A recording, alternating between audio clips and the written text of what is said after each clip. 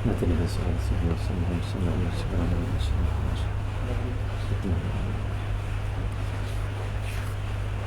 الفاتحة والدرسة المسلمين الحمد لله آمين. السلام على أشرف الأنبياء والمرسلين سيدنا محمد وعلى آله وصحبه أجمعين. سبحانك لا علم لنا إلا ما علمتنا إنك أنت العليم الحكيم. لا حول ولا قوة إلا بالله العلي العظيم. رب اشرح لي صدري ويسر لي أمري واحلل عقدة من لساني يفقهوا قولي.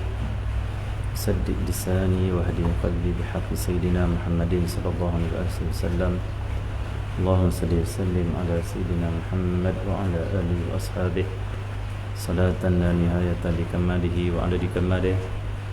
اللهم صل وسلم على سيدنا محمد الفاتح لما أغلق والخاتم لما سبق الناصر الحق بالحق والهادي إلى صراطك المستقيم صلى الله عليه وعلى آله وصحبه حق قدره مقدار عظيم.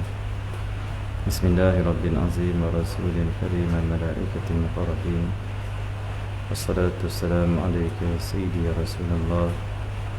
وفي بيدي قدت سيدي أبلكني لا إله إلا الله لا شريك له له الملك والحمد على كل شيء قدير.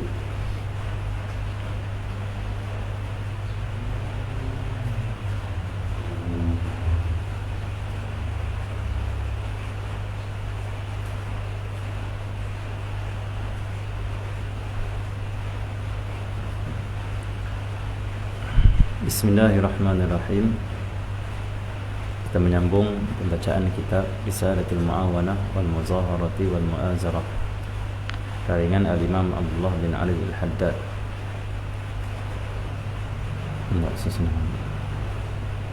Muka surat 7, perenggan yang paling bawah itu. Kalimah ini mengetuk hati orang yang dituju cakap. Maksudnya kalimah wa alaika, seperti mana Imam Haddad sebut sebelum ini, setiap fasal-fasal baru yang masuk, Imam Haddad akan mulakan dengan wa alaika. Hendaklah ke atas kamu buat ini. Hendaklah ke atas kamu buat sekian. Wa alaika ini kalimah untuk mengetuk hati orang yang aku nak cakap kepada dia, orang yang aku nak beritahu pada dia tentang apa yang aku nak sampaikan. Wa alaika, seperti kita sembang dengan orang, kita kata apa? Hendaklah ke atas kamu ini dan ini. Beza dengan kita kata apa? Kamu buat ini, kamu buat itu dan ini, itu lain. Kalau kita kata hang tolong buat yang ni, hang buat yang ni, itu kalimah itu biasa. Tapi kalau nak mengetuk hati orang yang kita bicara dengan dia, kata kepada dia, hendaklah ke atas kamu atau wajib ke atas kamu itu, itu lain. Dia akan beri perhatian. Wajib ke atas aku? Benda ni aku kena tanggung. Jadi kata Imam Haddad, dia sengaja pilih kalimah wa alaika supaya dapat mengetuk hati orang yang aku nak tuju cakap pada dia, nak beritahu pada dia tu. Okey ya.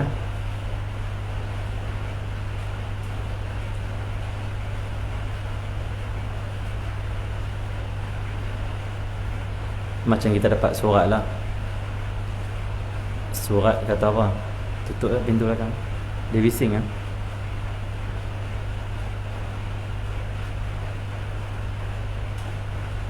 Bumbung lah. Tutup. Boleh tutup tak?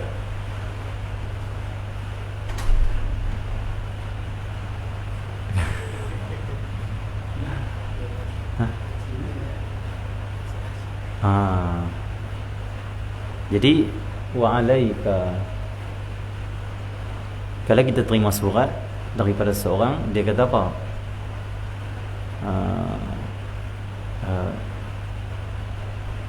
Kamu Allah SWT, hadirlah kamu ke pejabat sekian-sekian pada tarikh sekian-sekian. Itu biasa saja. Tapi kalau surat itu ditulis, ke atas kamu Muhammad bin Abdullah, hendaklah ke atas kamu menghadiri. Itu maksudnya kita rasa berat. Dia sebut nama aku, dia kata ke atas aku kena buat ini dan ini. Jadi Imam Haddad sebelum dia nak suruh kita buat apa-apa, dia nak nasihat kita, beri panduan, dia akan kata wa alaika, hendaklah ke atas kamu buat ini, wajib ke atas kamu buat ini, kamu kena buat macam ni, untuk ketuk hati, untuk bagi perhatian kita mendengar bicara apa yang disebut oleh Al-Imam Haddad. Terus, dan aku lepas diri dengannya insya-Allah taala dari celaan dan janji seksa yang warid pada hak orang yang bercakap tapi tidak beramal. Kata Imam Haddad, aku suruh kamu, wa alaika, aku suruh kamu, Allah SWT, dalam sesama aku berlepas diri daripada celaan dan janji seksa yang warid, iaitu yang datang kepada orang yang bercakap tapi tak amal, Allah SWT, dan tahu tapi tak buat. Kerana kata Imam Haddad, maksudnya Imam Haddad kata apa? Aku lepas diri, Allah SWT, daripada ayat yang Allah ancam, Allah kutuk orang yang cakap tapi tak amal. Aku bukan macam tu, kata Imam Haddad. Allah SWT, kata Imam Haddad, kerana aku apabila menunjukkan cakap pada diriku dengan kata dan di atas kamu, itu demikian itu menunjukkan ke atas bahawa diri aku tidak mantap pada beramal dengan apa yang ia tahu. Walau bagaimanapun aku sentiasa menggalakkannya di atas mengamalkannya apa yang aku ajak kepadanya. Maksud dia kata Imam Haddad, terjemahan ni susah sikit sebab dia terjemah suci-suci Arab, diikut kalimah tu. InsyaAllah kalau ada kitab yang lebih mudah terjemahan nanti kita bagi tahu. Ada, kita guna dulu insyaAllah. Kata Imam Haddad, aku tak bertanggungjawab dan aku berlepas diri dengan ayat yang ancam orang cakap tak amal. Kerana kata Imam Haddad radhiyallahu ta'ala anhu, Allah SWT, aku kata di atas diri kamu, kamu kena buat ini dan ini, yang tu sebenarnya aku tujukan pada diri aku. Maksudnya aku bukanlah orang yang cakap suruh orang tapi aku tak amal. Sebenarnya aku bukan suruh orang pun, aku suruh diri aku lah. Kalau kita suruh orang, tazkirah pada orang, ceramah pada orang dengan niat aku nak suruh dia buat baik, aku nak suruh dia taat pada Allah, tapi kita tak taat, kita maksiat lagi, maka ada ancaman daripada Al-Quran. Atamuruna an-nasa bil birri wa tansawna anfusakum wa antum tatluna al-kitab afala ta'qilun. Ayat ni Imam Haddad letak dalam perenggan ni. Allah SWT, macam mana nak selamat?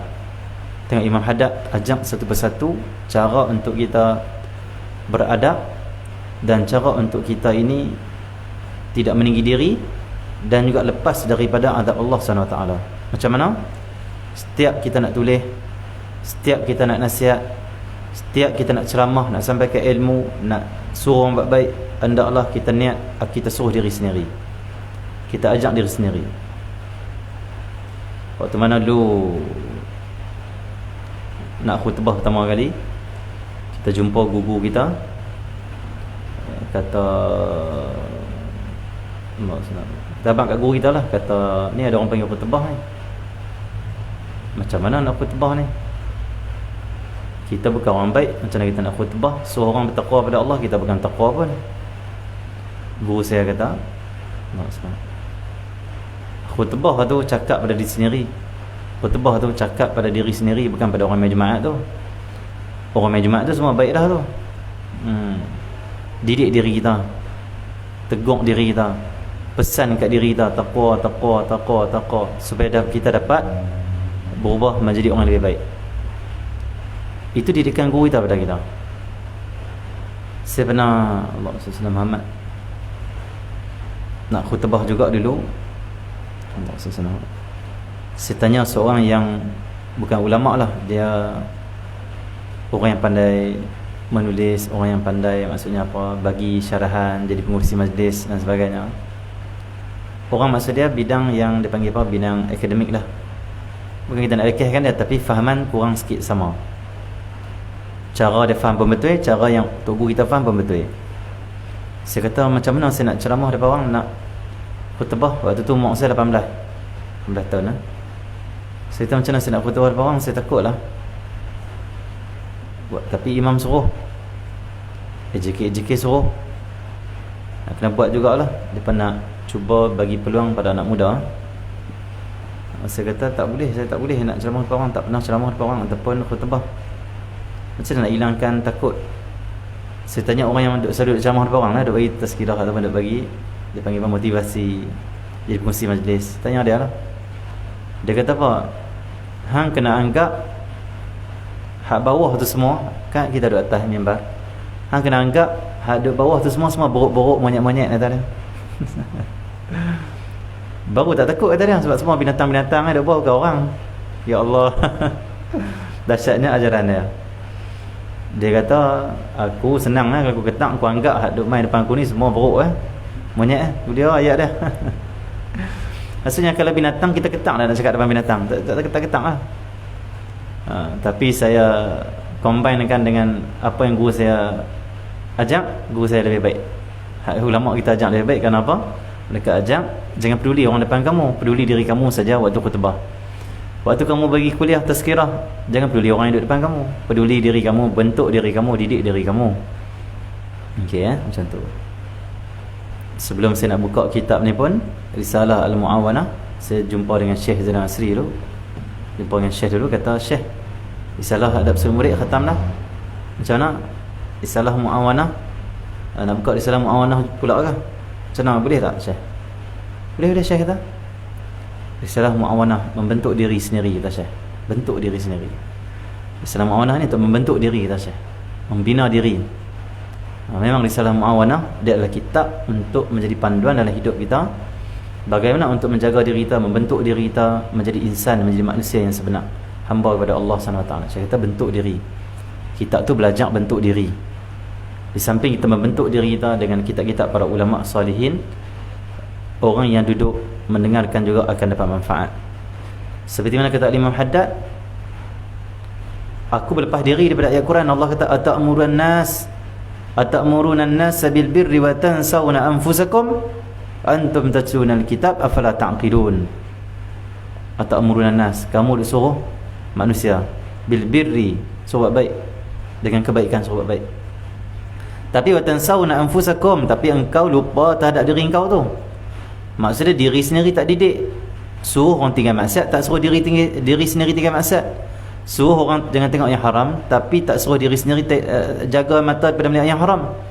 Suruh orang pemurah, diri sendiri kedekut. Tak boleh diri sendiri, kamu lupa diri kamu, tapi kamu dah nampak salah orang, nak bentuk orang, nak peringat orang. Kata Allah SWT, sedangkan kamu membaca kitab, antum tatlunal kitab afala ta'qilun, tidak ada otak ke kamu? Tak ada otak ke ajak orang kamu tak boleh diri kamu? Bodoh ke kamu? Tak ada otak ke? Dia afala ta'qilun, tidakkah kamu berfikir? Maksudnya apa? Kenapa Allah kata afala ta'qilun? Tidakkah kamu berfikir? Tak ada otak ke? Bahasa Kedah tak ada otak ke? Kenapa? Hakikatnya orang ni seolah dia tidak waras. Kerana seperti yang disebut oleh guru kami Al-Habib Kazim selalu pesan, kata dia, yang pertama sekali dalam hidup kamu kena selamatkan siapa? Diri kamu sendiri, kata Habib. Kita kena selamatkan orang, nak selamatkan itu, nak selamatkan ini. Apa yang kita kena selamat dulu dalam hidup kita ni? Kena selamatkan apa dulu? Diri kita sendiri. Kata Al-Habib, bagaimana kamu nak selamatkan orang sedangkan kamu tak selamat? Kita lemah, kawan kita lemah, siapa nak selamat siapa ni? Kita kena selamat. Kita duduk di atas kapal, atas sampan, kita tengok orang lemah, kita tok pelampung, kita tarik dia naik. Maksudnya kita selamat dulu baru selamatkan orang. Dengan dalil Al-Quran, qu anfusakum wa ahlikum nara. Ya ayyuhalladzina amanu qu anfusakum wa ahlikum nara. Wahai orang beriman, peliharalah diri kamu. Qu anfusakum. Allah SWT. Dia kalimah, kalau qu ni maksud dia kamu semua. Kalau seorang, dia panggil mufrad qi. Qi khitab. Ini dia panggil apa? Amar. Fi'il amar. Itu dia kalimah qa ni ada sir rahsia dia. Dalam Quran ada qaf wal Quranil Majid. Tidak. Qaf. Dalam Quran ada satu qaf Masa tu qalbun salim saya tak tahu macam mana idea adik saya dapat tu. Dia nak buat Facebook tu, dia pergi buat macam tu. Dia buat qaf macam tu, dia buat macam tu. Dia buh warna hijau warna tu. Saya kata tak payah buh warna hijau, cari warna hitam, campak mai. Macam tu. Adik lah dia buat macam-macam design lah dia buat benda tu, tapi yang kita rasa yang ni lebih sesuai. So bagi saya kalau buh kalimah qaf, itu ada rahsia dia. Qalbun salim buh qaf saja. Kenapa? Dalam Quran ada huruf qaf saja. Qaf. Bahkan ada bukit qaf, bukit nama qaf. Ada gunung qaf dia panggil. Allah senang. Allah senang amat. Bahkan waktu mana nuzul Quran tu, Quran turun daripada Lauhil Mahfuz kepada Baitul Izzah. Baitul Izzah. Huruf dia sebesar bukit qaf. Ada rahsia dalam hadis. Huruf dia besar sebesar huruf bukit qaf. Lepas tu baru diturunkan ke langit dunia dan beringkat kepada Nabi sallallahu alaihi wasallam. Ni qaf itu berkaitan dengan huruf qaf.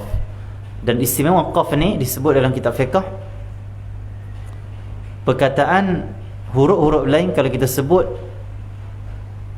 sendiri-sendiri dia, contoh a tidak ada makna, ba tidak ada makna. Dalam hukum fiqh dalam mazhab Syafi'i, kalau kita sengaja bercakap dengan satu huruf tanpa mendatangkan makna, memberi makna huruf tu, tidak batal solat walaupun sengaja. Bismillahirrahmanirrahim, alhamdulillah ghairil maghdubi alaihim waladdallin, amin, ba tak batal sembahyang, sengaja ba tak batal, kecuali niat untuk il'ab, iaitu niat untuk mempermain-mainkan solat, itu baru batal, haram dan batal. Tapi kalau sengaja, bukan nak main, sengaja ba Bismillahirrahmanirrahim, kul wallahu ahad Allahu samad lam yalid wa lam yulad wa lam yakul kufuwan ahad, Allahu akbar, tak batal. Dan satu huruf tu pula jangan bercakap satu huruf yang tak ada makna tu dua kali berturut-turut. Kalau sekali pisah-pisah tak batal. Ustaz, ba disengaja tapi bukan niat main, tidak batal. Tetapi ada satu huruf kalau sebut batal terus sembahyang. Huruf apa tu? Qaf tu, sebab dia ada makna, tapi kena letak baris di bawah. Qi. Apa maksud qi? Satu ya? Boh, qi. Apa maksud qi? Pelihara dirimu. Qi. Kalau qu, maksud dia apa? Jamak, itu jamak. Jamak, maksud dia kamu semua. Qu anfusakum. Jadi qi. Jadi Allah SWT, Qalbun Salim dia punya page kita tu, huruf qaf tu bukan semata-mata nak menunjukkan qalbun salim, hati kita perlu sejahtera daripada syirik, sum'ah, pemusuhan, dendam dan sebagainya. Bahkan qaf itu bermaksud qi juga, qi, peliharalah diri kamu daripada api neraka. Harap kita tengok lambang qaf qalbun salim tu, kita buat baju contoh, tengok qaf, kena ingat yang buat maksiat tu pelihara daripada neraka tu. Sebut dalam Quran, qu anfusakum, qu tu qi, qi tu seorang kamu, qu jamak, kamu semua. Okey ya. Itu qaf. Itu lambang qaf tu ada maksud dia, bukan kita saja buat logo dan sebagainya. Allah SWT. Jadi tengok, qaf, lambang qalbun salim ada qaf lah. Maksudnya peliharalah diri kamu daripada api neraka, daripada dahaka pada Allah, daripada murka Allah. Pelihara dia. Qi, jaga, pelihara. Macam tu Allah SWT. Kita ni nak buat satu ni kena ada maksud. Yang tersurat itu boleh baca, yang tersirat itu ada makna yang perlu, yang kita nak sampaikan. Macam tu Buat satu tu biar ada maksud, supaya dia tak sia-sia. Jangan kita nak buat logo ke, nak buat apa-apa saja, tak ada maksud apa. Dia buh tu, dia tahu ni elok lah, dengan kira elok saja, kira ada maksud. Mau ada maksud, mau ada apa yang kita nak sampaikan, ada sir dia, rahsia dia. Allah. Kerana segala perkataan Nabi, segala kalam Allah, segala ajaran Nabi, ajaran Allah, semua itu ada yang tersurat, ada yang tersirat, ada yang zahir makna, ada yang rahsia daripada makna. Kita nak buat apa ada rahsia. Macam tu Belajar kita ini, kita kena belajar, Allah SWT, peduli benda-benda batin, jangan zahir saja. Jadi orang yang Allah SWT, batin, jangan jadi orang zahir. Orang yang batin, orang yang ada ruhani, orang ruhani, batin orang ruhani, dia membaca yang sebalik, dia suka membaca yang sebalik. Kerana roh yang dalam akan baca yang dalam, yang luar hanya baca yang luar.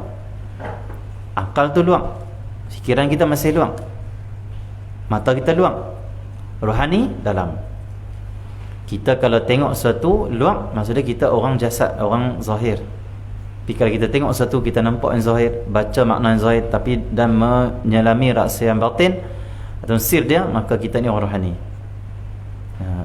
Ini bukan nak tinggi diri, maksudnya kita kena contohilah para awliya, para salihin yang mereka itu, para ulama kita yang mereka itu nak buat sesuatu itu, mereka suka Allah senang mencari rahsia ataupun sesuatu itu mereka nak ada isi. Kita bukan ulama, tapi kita tiru lah ulama kita, tok guru kita macam tu. Okey ya. Tengok kadang-kadang Imam Haddad ada sir, ada rahsia. Ni kitab yang penuh rahsia, sir daripada Allah SWT.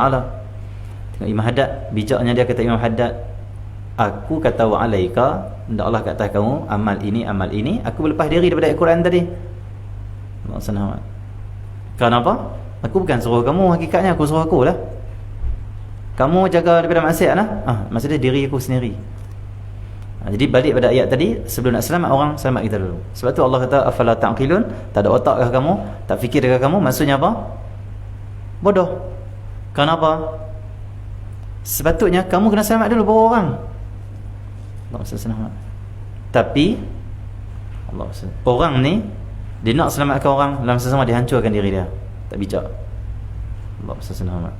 Jadi yang bijaknya apa? Seperti yang diajar oleh Allah, qu anfusakum wa ahlikum nara. Peliharalah diri kamu wa anfusakum. Wa anfusakum maksudnya diri kamu sendiri.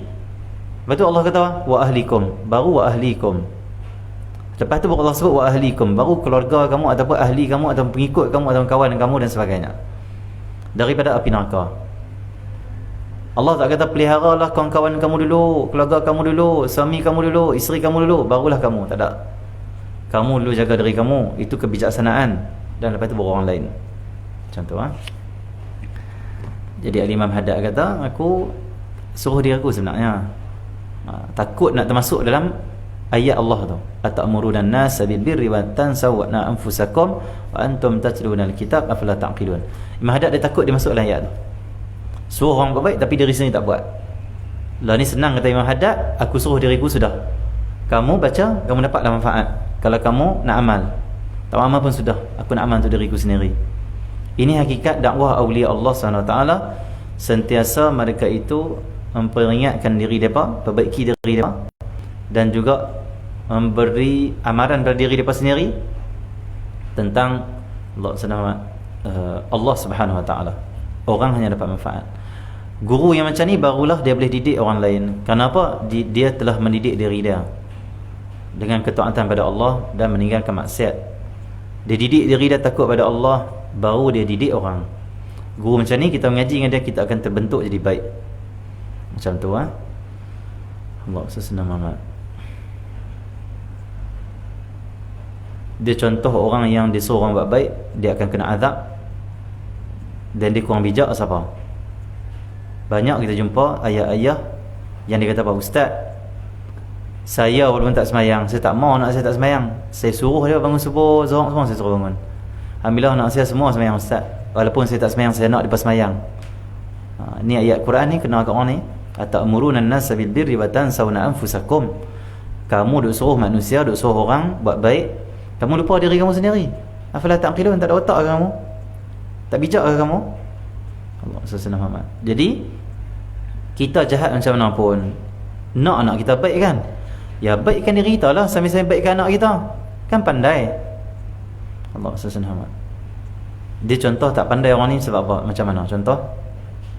Allah sesenang amat. Allah sesenang amat. Contoh macam ni, dia duduk atas sampan, ombak kuat ni, kawan dia terjatuh dari sampan, duduk tenggelam dalam laut dah tu. Kawan dia kata, hantar pelampung, hantar pelampung. Dia buat apa? Pelampung dah satu. Dia buat apa? Dia terjun dalam ombak yang tinggi tu, lepas tu dia lempak kawan dia pelampung. Nak ambil pelampung, naik datang.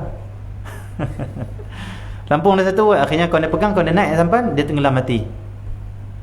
Kan bagus dia kamu duduk atas tu, duduk atas sampan tu, sudah terjun, lempak je pelampung, tarik orang tu naik. Kamu selamatkan diri kamu dulu, baru selamatkan orang. Dia terjun, dia lempar lampung, ambil. Dia mati. Cerdik ke bodoh dia ni? Bodoh. Okey ya. Allah senang. Dia tengok orang itu dalam bangunan. Dia nak tengok orang terjun bangunan. Allah, dia lari. Dia pegang orang tu, jangan terjun. Dia tarik orang tu, betul dia pergi terjun. Tak cerdik ni. Okey. Jadi tak bagus yang tu. Okey. Allah Subhanahu Muhammad. Jadi Allah Subhanahu Muhammad macam orang ni lah. Macam filem drama cinta Hindustan. Awak dia nak kena langkah lori ni. Lori main. Awak dia macam nak bunuh diri lah.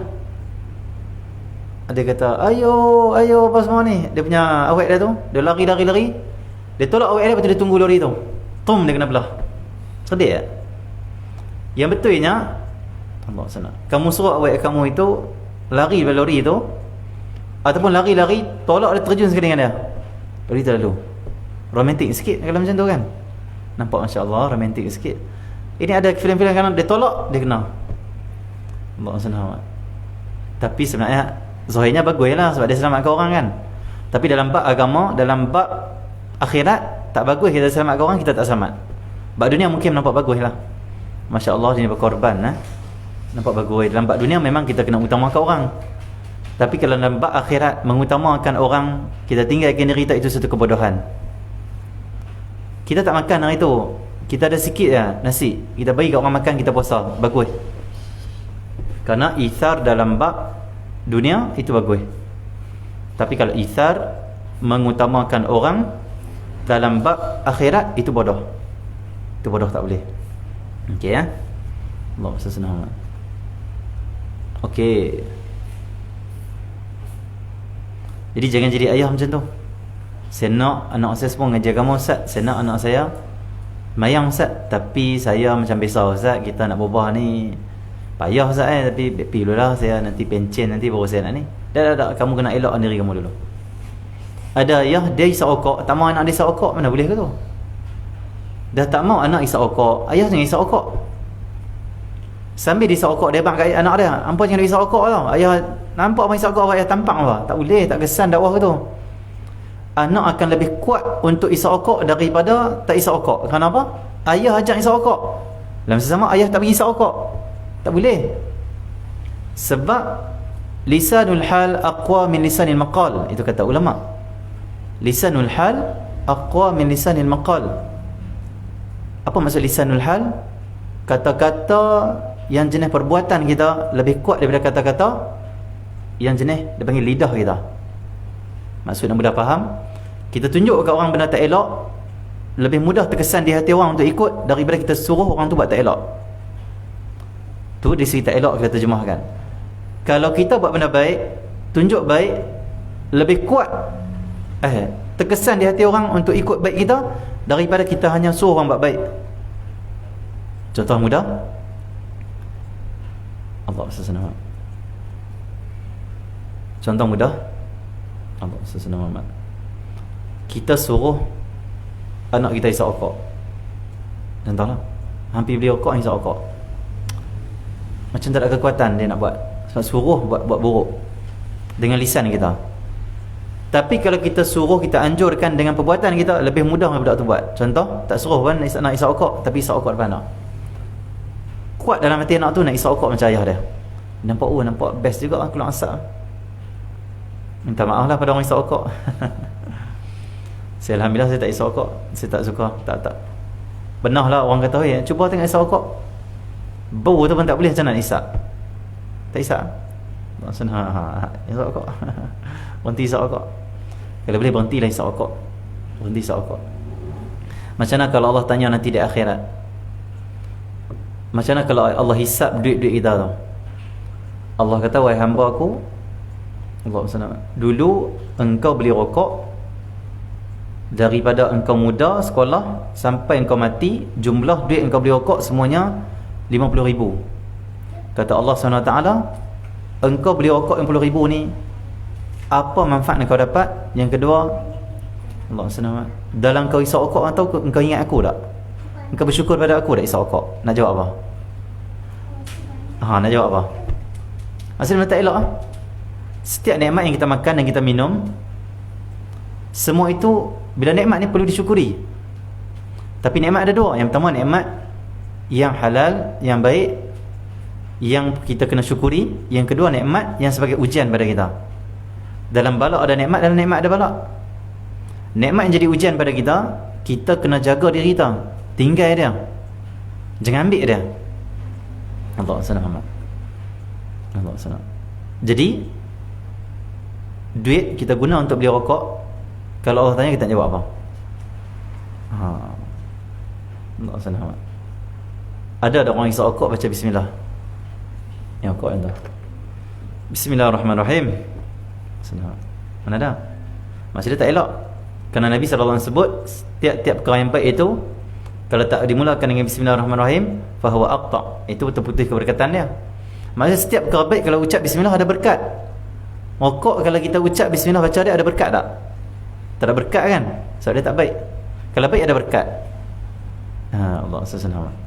Jadi saya tak kutuklah orang yang isap rokok. Kita tahu susah nak tinggalkan, tapi cubalah tinggalkan seboleh yang mungkin. Kenapa? Bukan masalah kita syok isap rokok tu, masalah nanti nak bertemu dengan Allah tu macam mana tu. Nak bertemu dengan Allah tu macam mana? Okey ya? Allah SWT. Kecuali lah orang dulu yang mereka isap rokok-rokok daun, kata mereka ada manfaat itu dan manfaat ini, itu terpulang dah mereka. Tapi rokok zaman ni dia lebih kepada mudarat. Orang dulu mungkin dia ada alasan lagi nanti dapat Allah, ya Allah ni ada manfaatnya itu dan ini. Rokok ni pun daun ini, khasiat ini dan ini. Wallahu a'lam lah kalau ada khasiat kan. Tapi rokok-rokok yang ada sumber-sumber yang mudarat tu, bagaimana nanti kita nak jawab? Allah SWT. Tapi apapun, banyak akan bertaubat dan istighfar kepada Allah SWT. Di samping doa minta Allah kekuatan untuk kita tinggalkan semua itu. Okey ya. Orang isap rokok marah kalau kita tegur pasal isap rokok. Nak marah apa? Allah SWT. Nak marah apa? Orang bukan tegur suruh kita tinggal semayang. Orang bukan suruh kita tegur kita tinggal buat baik, tapi tinggal benda yang dia panggil sia-sia ataupun tidak ada apa-apa. Okey ya. Kecuali kamu memang anggap benda tu manfaat, ada faedah dan beri kesihatan, ada khasiat, silakan buat. Nanti jawablah dengan Allah. Kalau anggap macam tu lah, Allah Alam lah. Di si fatwanya ada fatwa. Fatwa ulama ada. Okey ya. Masing-masing sediakan jawapan nanti depan Allah SWT. Sayyidina Umar Al-Khattab tegur dia punya gubernur dia, nama apa? Sayyidina Amru bin Al-As. Amru Al-As. Dia jadi gubernur satu negara dekat dengan Rom sana. Bila Sayyidina Umar ziarah dia, Sayyidina Umar tengok dia pakai baju yang sangat mahal, sangat mewah. Kata Sayyidina Umar, kenapa kau pakai baju macam ni? Rasulullah tak buat macam ni. Kita walaupun khalifah, kita pemimpin dan sebagai menteri, kita pakai biasa saja macam Rasulullah pakai. Kata dia, wahai Umar, Rom sebelah ini kerajaan mereka pakai hebat-hebat. Di sini disebabkan mereka dah biasa Rom perintah mereka, kalau tak pakai hebat nak merintah orang akan lekehkan pemimpin. Pakai nak tunjuk kehebatan Islam, wahai Umar. Nak tunjuk Islam pun hebat juga. Kata Sayyidina Umar, okey, silakan kamu nak buat, tapi sediakan jawapan kamu depan Allah nanti akhirat. Maksudnya ada alasan yang baik, insya-Allah lepas lah. Macam tu. Jadi apa pun kita buat kena ada jawapan. Allah SWT. Okey ya. Okey, tak apalah. Minta maaf noh. Tak maaf. Okey. Nyamuk banyak aku tu, isap rokok banyak. Tak apalah, jadi Allah SWT Muhammad. Nak saya tahu apa tadi? Kata isap rokok. Kalau bapa dia nak anak dia tinggal rokok, dia kena tinggalkan rokok. Ataupun kalau dia tak mau nak isap rokok, jangan pernah isap rokok depan anak. Sembunyilah pergi belakang rumah, keluar pergi kedai kopi ya, isap rokok. Dulu kedai kopi dia berkata isap rokok kena compound kan? Dia kena 50 meter ke apa? 50 meter. Lah ni tak ada apa dah semua. Kerana orang sibuk dengan mas dan sebagainya. Rokok tak sibuk. Isap rokok lah kedai-kedai dah ni. Tak ada lah. Dulu zaman kerajaan sebelum ni, isap rokok kena compound. Okey ya. Tak apalah. Allah SWT. Kalau rokok baik takkan kena compound noh. Kena fikir kita tengok. Tak apalah. Allah senang. Jadi ayah kalau nak buat baik, ayah kena tunjuk buat baik. Lisanul hal aqwa min lisanil maqal. Lisan hal itu perbuatan kita, tertunjuk apa yang kita buat lebih kuat, terkesan di hati orang untuk orang ikut daripada kita hanya cakap di lisan kita. Oi semayang oi. Orang dengar orang semayang. Cuba kita pergi semayang, kita ajak orang. Jom semayang, kita buka sajadah, kita semayang. Allahu akbar, sekali orang cepat-cepat akan semayang kita. Macam tu cara dia. Okey ya. Balik pada kitab kita.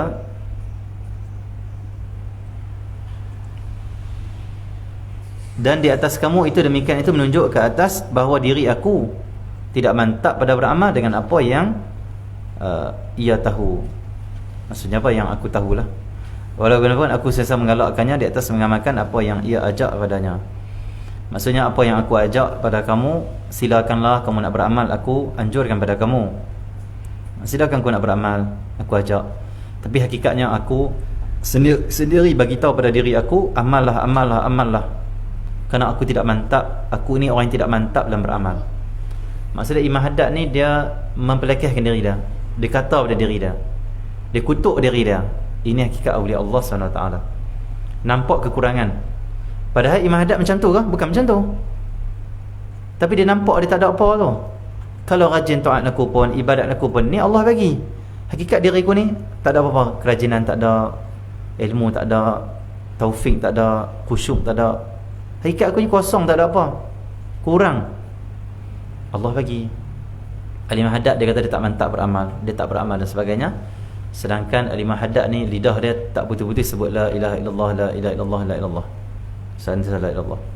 Sedangkan Al-Imam Abdullah Al-Haddad setiap hari dia sembahyang sunat sebanyak 200 rakaat. Sehari 200 rakaat sunat dia buat. Dan setiap malam dia akan berjalan keliling masjid-masjid di Kota Tarim. Dan masjid di Kota Tarim tu ada lebih kurang 360 masjid. Setiap malam dia akan ziarah semua masjid. Hampir semua masjid dia ziarah. Dan setiap masjid yang dia masuk, dia akan sembahyang 2 rakaat. Contohlah kalau lah dia sembahyang, dia ziarah 100 masjid saja malam tu, berapa ratus dalam malam tu dia buat? Berapa dah? 200 rakaat. Kalau 300 malam tu, berapa ratus? 600 rakaat. Kan? Betul tak? 600 ya? 246. Okey. Maksudnya itu ibadat Imam Haddad. Setiap malam ziarah masjid-masjid, masuk 9 rakaat, keluar. Pergi masjid tu pula, nak barakah setiap masjid. Nak ziarah setiap masjid, nak ni iktikaf setiap masjid, nak masjid ni semua jadi saksi nanti di akhirat. Aku pernah hadir dia, aku pernah solat dalam dia. Al-Imam Abdullah Al-Haddad. Itu ibadat dia. Bukan setiap malam dia iktikaf di kedai makan. Oh, kedai makan mana tak singgah lagi Bukan macam tu. Kita lain Imam Haddad setiap malam ziarah masjid. Masjid ni masuk 9 rakaat, keluar masuk masjid ni pula.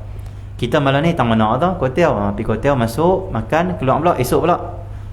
Esok apa? Mi pula, kedai mi pula. Atau mana Tom Yam tak nak sedap, Tom Yam pula. Kita pusing kedai. Orang yang suka makan ni, suka pergi makan kedai ni, kita tanya dia. Rujuk dia, jadikan dia kitab kita. Kitab apa? Kitab makan. Dia kata, tang mana mi sedap, dia boleh abang tang ni. Dia boleh bezakan pula kedai ni, kedai ni. Hak ni kurang sikit ni, ini kurang, ni lebih ni sikit. Dia tahu semua. Ini harga berapa, ini tutup berapa, semua dia tahu. Kenapa? Dia ahli. Dia wali Allah dalam bab kedai ni. Dia wali Okey, wali kedai dia panggil. Bukan wali Allah, wali kedai tu. Okey Allah senang, dia tahu semua. Kita abang kalau di Al-Ustaz ni tang mana? Dia abang tang ni. Siap dia abang pula kepada kita, aku ni kedai hotel Al-Ustaz semua aku try dah. Ni wali ni. Dia kata wali. Maksud dia melalui semua maqam lah. Maqam kewalian dia lalui lah. Allah senang amat. Jadi jangan macam tu lah kalau boleh pusing kedai. Sampai dia kata apa, satu kedah ni aku pergi dah semua kedai. Lalu ni aku nak try pula belah Penang, belah Perlis makan macam mana. Yang lebih kuat makan lagi, duk pusing makan sana makan sini. Sampai dia kata apa, setiap negeri kata dia makanan tak sama. Laksa kita rasa macam ni, laksa ni rasa ni, ini. Oh, ahli dalam bab kedai.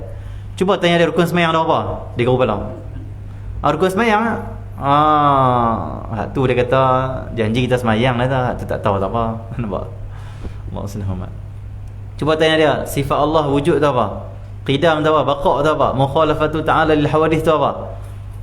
Yang tu dia kata dia, yang tu kita serah kat ulama lah, dia tersabah lah yang tu. Okey, yang tu dah lah. Pada fardu ain. Okey ya. Allahumma salli ala Muhammad. Wali kedai ya. Itu demikian, itu menunjuk ke atas orangnya. Okey, kata Imam Haddad, walau bagaimanapun aku sisa menggalakkan apa yang aku sebut ni, galakkan kamu amal lah. Dan dengan demikian itu hilanglah unsur-unsur mensamarkan ke atas orang beriman dan lupa diri sendiri yang Allah Ta'ala sifatkan dengannya. Dengan aku, yang ni saya kena bicara macam ni, saya kena huraikan kitab ni macam ni, sebab kalimah-kalimah itu dia ketui-ketui Arab, akhirnya jadi terkalih-terkalih. Jadi kalau kita baca sini tak dapat faham, tulis tepi ruang kosong itu, mafhum yang saya terangkan saja, itu cukup. Yang penting faham. Kata Imam Haddad, dengan cara aku buat macam ni, iaitu apa? Dengan aku sebut, kata kamu buat, hendaklah buat macam ni, padahal untuk diri sendiri lah. Contoh Imam Haddad kata apa? Aku kata kamu, hendaklah kamu meninggalkan maksiat. Kata Imam Haddad, bukan kamu tu aku. Maksud aku kena tinggal maksiat. Kamu nak ambil menjadi nasihat dan kamu nak amal, silakan, kata Imam Haddad. Kalau kamu tak ambil, tak baca kitab aku pun, aku tetap telah mendidik diriku, telah selamatkan diriku, alhamdulillah, cukup. Allah SWT. Dan kata Imam Haddad, dengan demikian mana ni? Demikian yang aku buat cara yang aku buat tu, yang aku niat tu, maka aku terlepas daripada unsur-unsur Allah SWT mensamarkan ke atas orang beriman dan lupa diri sendiri. Maksudnya apa? Aku tak jadi orang yang lupa diriku sendiri. Aku terlepas daripada ayat yang Allah kata apa? Kamu lupa diri kamu sendiri. Allah SWT. Apa macam wa tansawna anfusakum. Lepas daripada ayat itu, Allah kata kamu lupa diri kamu sendiri. Duk seorang baik, kamu lupa diri kamu sendiri. Aku tak masuk dah ayat tu. Tapi hadap yang Allah Ta'ala telah sifatkan dengannya. Allah SWT. Dan apa maksud hilang unsur-unsur mensamarkan ke atas orang beriman? Maksud dia apa? Orang yang beriman yang sebenar, dia tak peringat orang, dia lupa diri dia. Allah SWT. Orang beriman yang sebenar, dia peringat orang, dia selamatkan orang, di samping dia telah selamatkan diri dia. Dia suruh orang tinggal maksiat, dia tinggal maksiat. Dia suruh orang buat taat, dia buat taat. Tu orang beriman, betul-betul beriman dengan ayat Allah SWT. Siapa tak beriman dengan ayat Allah, dengan Al-Quran, dia suruh orang buat baik, dia lupa diri dia sendiri. Sedangkan Allah dah larang, jangan kamu suruh orang, kamu lupa kat diri kamu. Dalam ayat lain Allah firman, ya ayyuhalladzina amanu lima taqulu ma la taf'alun kabura maqtan 'indallahi an taqulu ma la taf'alun. Ini lagi berat ayat ni. Ini khusus Allah tujukan kepada orang beriman. Yang tadi lebih kepada ahli kitab, yang mereka suruh orang baik, dia lupa diri mereka sendiri. Termasuk juga kita lah. La ayat lain Allah kata apa? Ya ayyuhalladzina amanu, wahai orang beriman, wahai mereka yang beriman, lima taqulu, kenapa yang kamu itu duk cakap, duk kata ma la taf'alun, apa yang kamu tak buat. Kamu cakap kamu tak buat, kamu suruh kamu tak buat. Bahasa Kedah cakap saja pandai tapi tak buat pun. Lima taqulu ma la taf'alun. Allah marah ni. Kabura maqtan 'indallah an taqulu ma la taf'alun. Kabura maqtan, sungguh besar kebencian di sisi Allah. Allah SWT, bahawa kamu itu an taqulu ma la taf'alun, engkau cakap, engkau suruh, engkau kata apa yang engkau la taf'alun, apa yang kau tak buat. Ma la taf'alun, apa yang kamu tak buat. Sangat besar kebencian di sisi Allah. Allah tak suka, Allah benci, Allah marah. Allah SWT. Ingatlah orang yang ajak orang ilmu, Allah SWT, duk suruh orang buat baik, suruh orang taat, kena ingat diri kita, taubat banyak-banyak pada Allah SWT.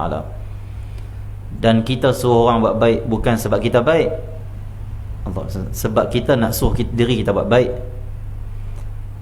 Dan bukanlah kita kena baik betul-betul baru kita suruh orang buat baik. Kerana kata Imam Sufyan As-Sawri, wahai muridku, wahai jemaahku, katanya, wahai yang hadirin, para hadirin sekalian, kata dia, Imam Sufyan As-Sawri, aku syarah kepada kamu, aku beri nasihat kepada kamu, aku suruh kamu buat baik, bukan aku yang paling baik di kalangan kamu.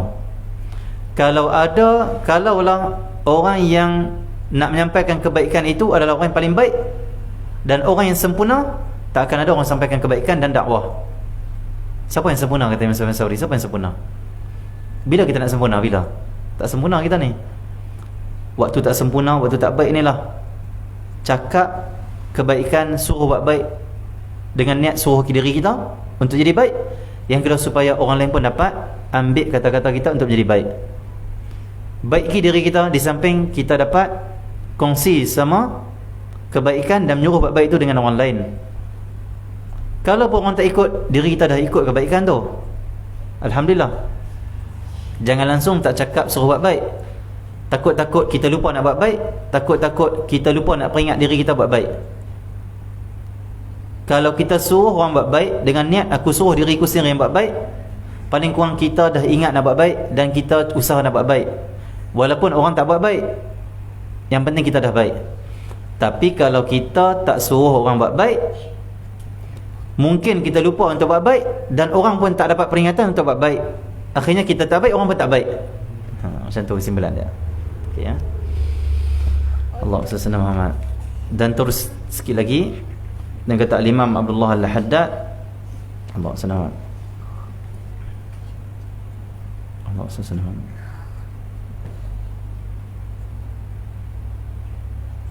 Dan demikian itu hilanglah unsur-unsur samar ke atas orang beriman. Samar ni maksudnya apa? Aku tak termasuklah golongan yang maksudnya iman mereka tu tak betul lah dengan Allah, tak beriman dengan firman Allah. Yang Allah kata, jangan kamu nak cakap benda yang kamu tak buat. Kamu suruh tapi kamu lupa diri kamu. Ya. Dan lupa diri sendiri yang Allah tak sifatkan dengannya, dan orang yang tidak berakal pada firman-Nya Ta'ala. Allah kata mereka tak berakal. Itu ayat yang kita bacakan tadi. Terus, dan dari janji jahat yang warid yang datang pada hak orang bercakap tapi tidak melakukan, pada kata Rasulullah. Bahkan kata Imam Haddad, ada lagi janji-janji bukan dalam Quran saja, dalam hadis pun ada. Janji siksa, ancaman Allah SWT kepada orang yang cakap tapi tak buat. Seperti mana hadis Nabi sallallahu alaihi wasallam, Allah SWT Muhammad, Allah SWT Muhammad.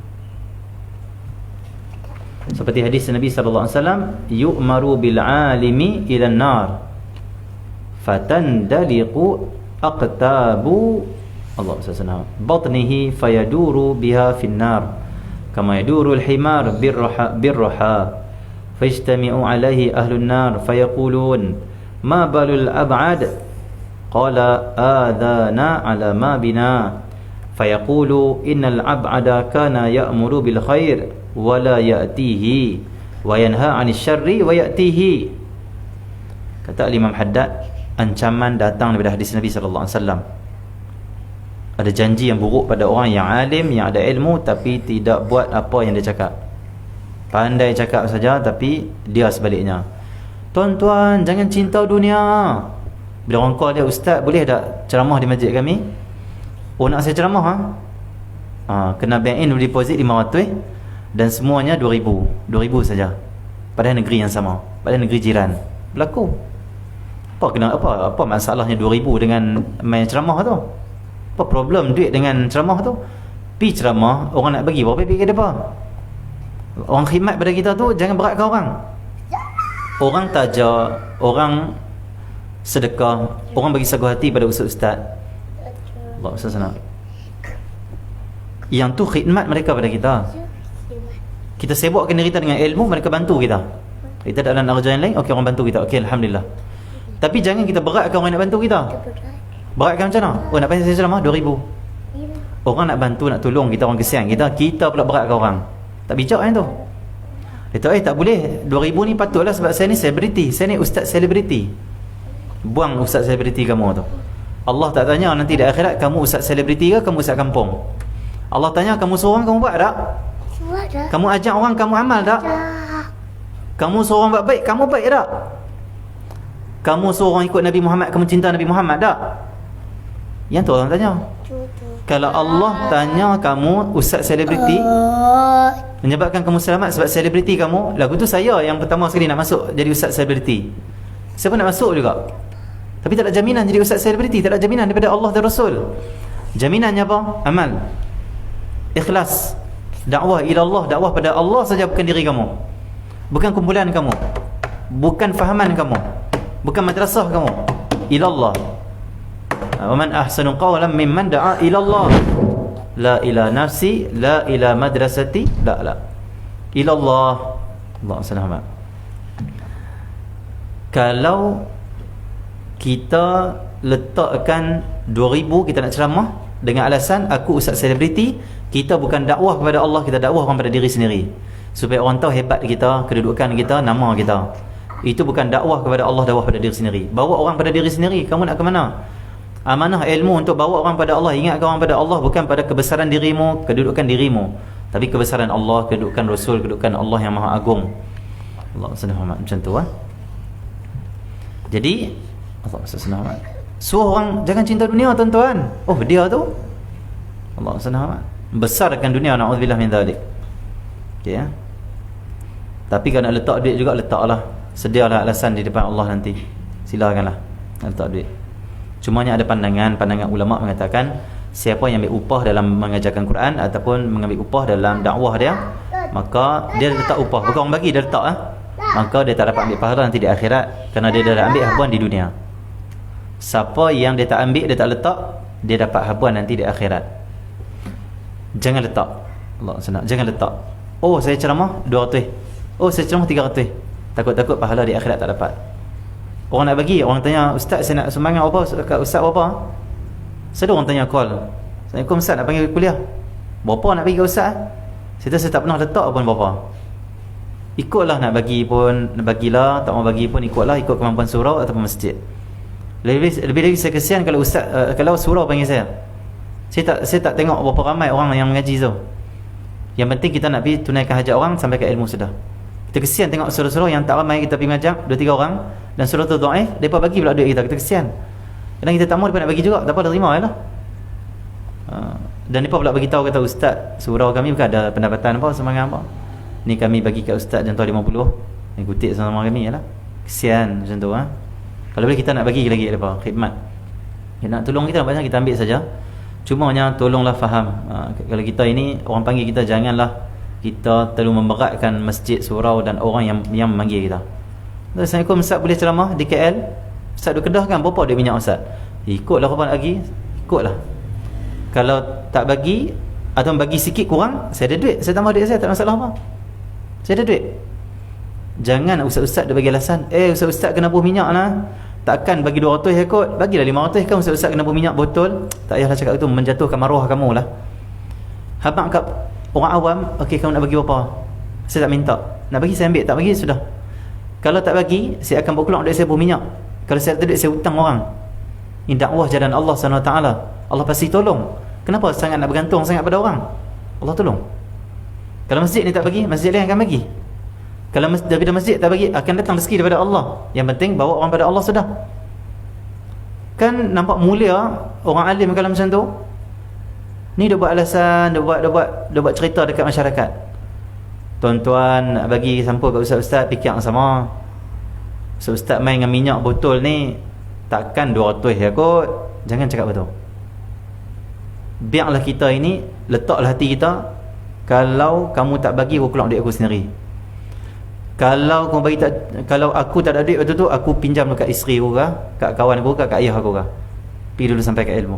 Allah akan tolong agama ni. Orang yang tolong agama ni, Allah akan tolong dia, yakinlah. Kenapa dia duduk merayu kat orang sangat? Allah SWT, tak payah. Okey ya. Allah SWT. Silakan yang nak taja-taja, silakan nak sumbang-sumbang, berapa saja, silakan. Nak bantu silakan. Tak bantu pun tidak ada masalah. Kerana agama ni dibantu oleh Allah SWT. Okey ya. Allah SWT. Okey. Cuma itu peluang kita. Dalam tajaan, dalam sumbangan, itu peluang kita untuk membantu dakwah jalan Allah SWT. Macam orang duk taja di Qalbun Salim tu, bukan sepenuh saya ambil ke saya, tak sepenuh. Allah SWT. Kita cuba tolong sedaya upaya mereka menjaga media kita, dan juga mereka yang mengaji di sini yang perlukan kewangan ataupun duit. Kita tolong sama-sama kita macam tu. Allah SWT. Macam tu. Bukan tujuan kita yang tu. Bukan tujuan kita. Tujuan kita adalah nak menyampaikan ilmu kerana Allah SWT. Macam tu saja. Okey ya. Adakah menjuruh manusia dan dari janji jahat yang warid pada orang yang bercakap tapi tidak melakukan pada kata Rasulullah. Diperintahkan orang alim, tengok Nabi kata dalam hadis ni, diperintahkan orang alim ke neraka, maka terkeluar ususnya. Siapa alim tak amal ilmu dia, masuk di akhirat nanti Allah halau dia ke neraka. Pergi kamu ke neraka. Kamu ajak orang baik, ajak orang dengan cinta dunia, kamu paling mencintai dunia. Allah SWT. Kamu ajak orang jauh pada zina, kamu paling dekat dengan zina. Pergi kamu ke neraka dalam keadaan usus dia terkeluar daripada dubur dia. Dan dia jalan dalam neraka dalam keadaan usus dia terseret dari dasar neraka. Kenapa orang alim ni waktu mana dia nak masuk neraka, akan dicorok ayak panas atas kepala dia. Ayak panas neraka tu masuk menjerat dalam badan dia, usus dia akan terkeluar daripada punggung dia, dubur dia. Keluar usus tu akan terseret di dasar neraka dan dia jalan dalam keadaan usus keluar daripada punggung. Ini hal keadaan orang alim yang tidak amal ilmu dia. Maka dia berpusing padanya dalam neraka, dia pusing-pusing berjalan dalam neraka seperti mana berpusing himar pada batu pengisar gandum. Dia didenda oleh Allah, diazab oleh Allah macam mana? Terkeluar usus dia dan dia duk pusing-pusing dalam neraka macam tu, pusing. Dia pusing macam mana kedai ataupun lembu ataupun apa saja yang duk kisang. Pusing tu. Orang pun makan rimu, berumun, orang makan umun dia. Seorang kenal dia. Ini bukan syekh sekian dah, bukan ustaz sekian ke dia ni? Orang kenal dia. Maka berhimpun penduduk neraka sebab tengok keadaan dia macam tu. Maka mereka berkata, apa kena dengan orang yang jauh itu? Apa kena dengan orang tu? Dia menyakiti kami di samping apa yang kami tempuhi. Maka katanya, maksudnya apa? Allah SWT. Kenapa dia tu? Allah SWT. Kenapa? Apa yang berlaku pada dia? Kenapa benda tu sangat menyakitkan pada dia? Dan orang tu kami kenal kerana apa? Sungguhnya orang yang jauh itu adalah dia menyuruh dengan kebaikan. Dia tu kami kenal. Allah SWT. Allah SWT. Orang tu kami kenal kenapa dia menyuruh kebaikan, orang mengajak dan tidak mendatangkannya. Tidak mendatangkannya maksudnya apa? Tidak buat pun. Dan menegah dari keburukan dan dia tidak mendatangkannya. Itu tak buat pun. Orang ahli neraka kenal dia. Tu orang alim tu dia kata. Apalah dia kenal macam tu. Ini sebab dia suruh orang buat baik, dia tak buat pun. Tegur orang buat jahat, dia tak tinggal pun. Dan ada lagi hadis Nabi SAW, kita akan baca esok.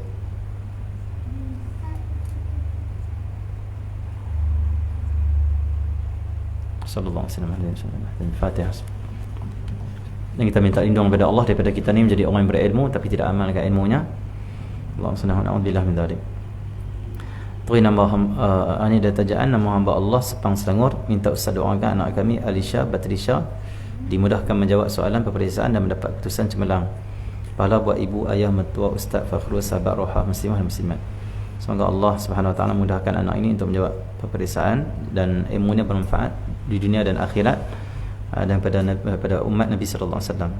Seterusnya Siti Hajar sekeluarga suka minta ni sedekah untuk arwah ibu ayah dan arwah keluarga. Mohon ustaz doakan dilembutkan hati kami sekeluarga dipertemukan dengan Lailatul Qadar, dilindungi dari fitnah kehidupan, kematian dan fitnah dajjal, mati dan husnul khatimah. Semoga Allah sampaikan mereka di malam Lailatul Qadar. Semoga Allah kurniakan Lailatul Qadar dan semoga Allah Subhanahu Wa Taala selamatkan mereka semua dari fitnah dajjal dan juga kita semua. Yang ketiga, hamba Allah daripada Melaka, semoga Allah merahmatinya, mengangkat darjatnya dan menjadikan dia orang yang saleh yang dekat dengan Allah SWT. Dan semoga semua penaja kita menjadi orang yang dekat dengan Allah, orang yang mencintai Allah dan Rasulnya. Wa sallallahu alaihi wasallam Muhammadin wa ala alihi wasallam. Al-Fatihah. Allahumma nabi hudak wa tabi'in sirata. Sallallahu alaihi wasallam.